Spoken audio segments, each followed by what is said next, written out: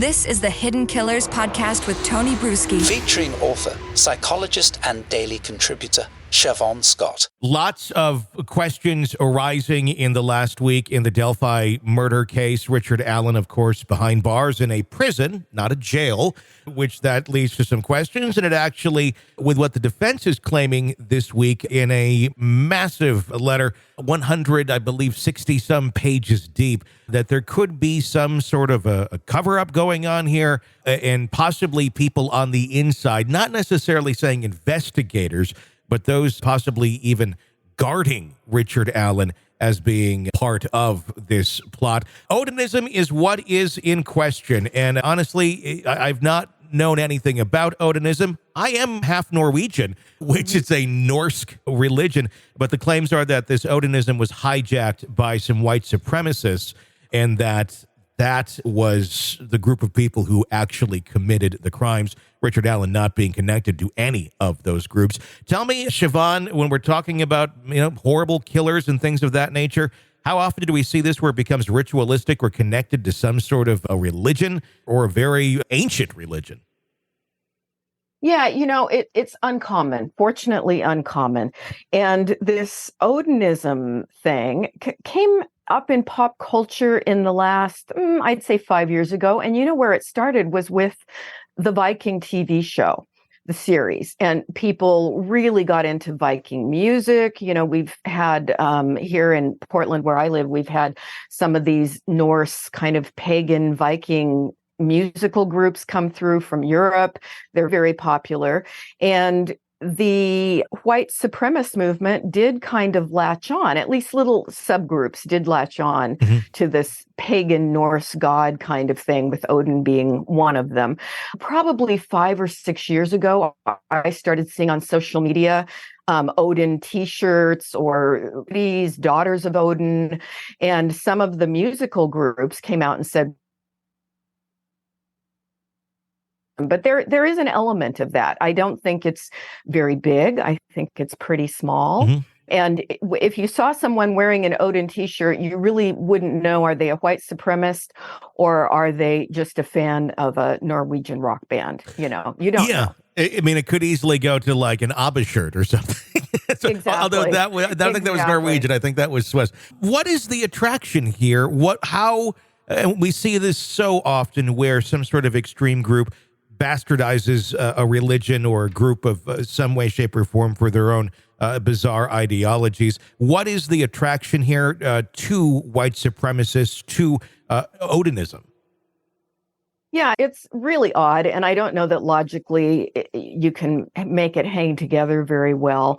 But there seems to be this, this movement of take back America for white people, and we have our own history and our own, white pride, that whole thing.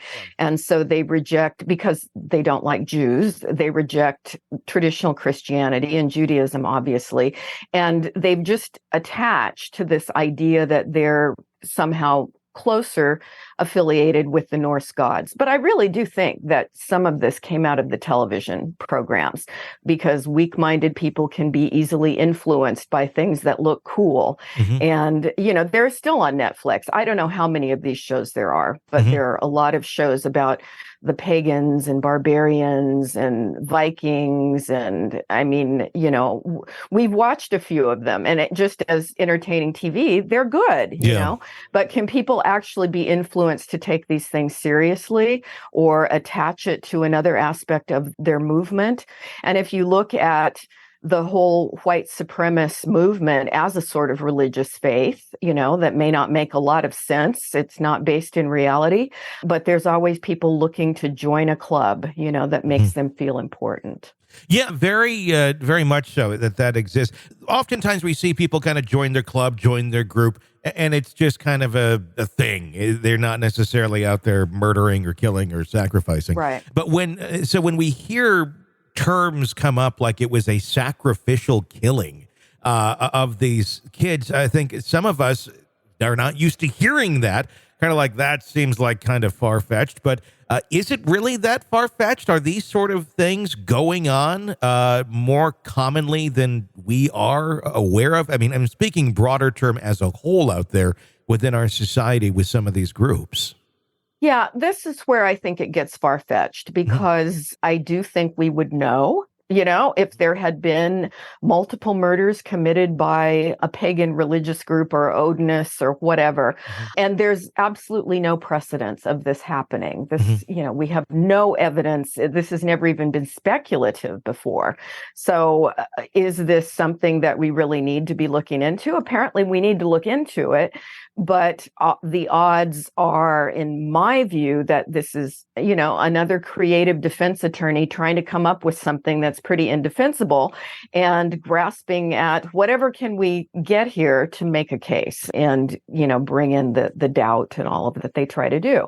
So you get really creative lawyers who can come up with all sorts of things. And are there people in the prison wearing, Odin patches or something like that? That's possible. I would be surprised, but it's certainly possible.